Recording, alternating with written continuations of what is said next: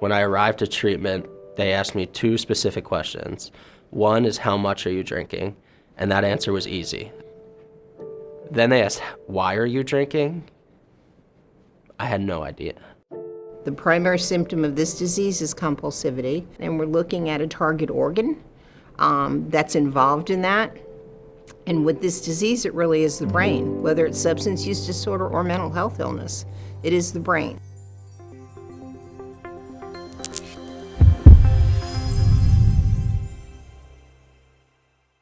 I had my first drink going into my freshman year of high school. After my first drink, it was off to the races. When I left college, I didn't leave the party. I had some money in my pocket, I had a good job, I had an apartment, but I just kept on drinking. And every night I'd tell myself, this is it, this is the last shot, this is the last drink. But it never was. I get so sick I just had to keep going. So it was probably 3 years post-college before I entered treatment.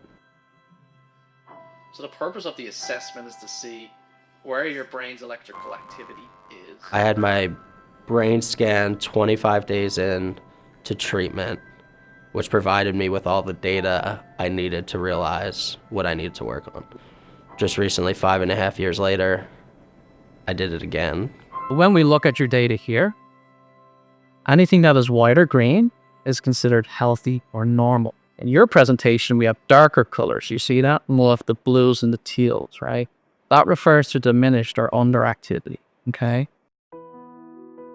We're looking at which part of the brain is lighting up on the QEEG, on the brain mapping.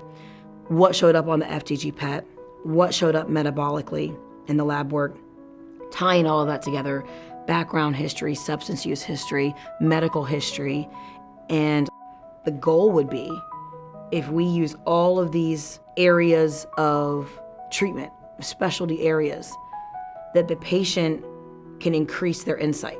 And if they can increase their insight, then the goal would be, okay, I understand myself better, I understand the why better. Do we do all the other behavioral modification and treatment? Yes. The cognitive behavioral therapy and the dialectical behavior therapy, yes, we do all of that. But we go a step much higher. I went through the neurorestorative care process, and I had the brain map and my psychological assessments, and I sat with the team, and they showed me on paper, hey, see all this blue? That's a decrease in alpha in your brain. That correlates with anxiety and depression. You also reported that you were bullied as a child and your parents were divorced. We think those two go together. And then I started to realize why I was drinking. The alcohol was allowing me to continue to hide all of those things that I didn't want to discuss. So that was a big turning point. It's that level of validation again that the people just go, wow, this is a real thing.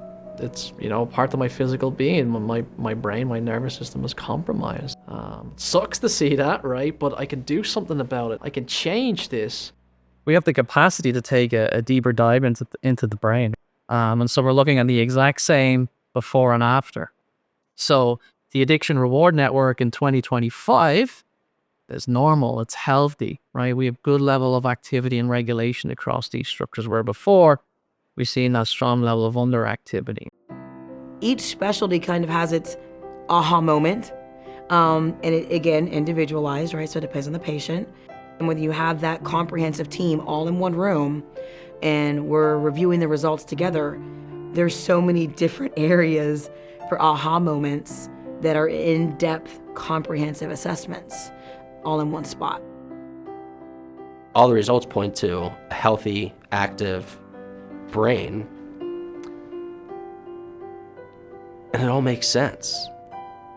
There's still times I get anxious, there's still times depression hits me a little bit, but it doesn't wreck me. It doesn't drive me to drink anymore.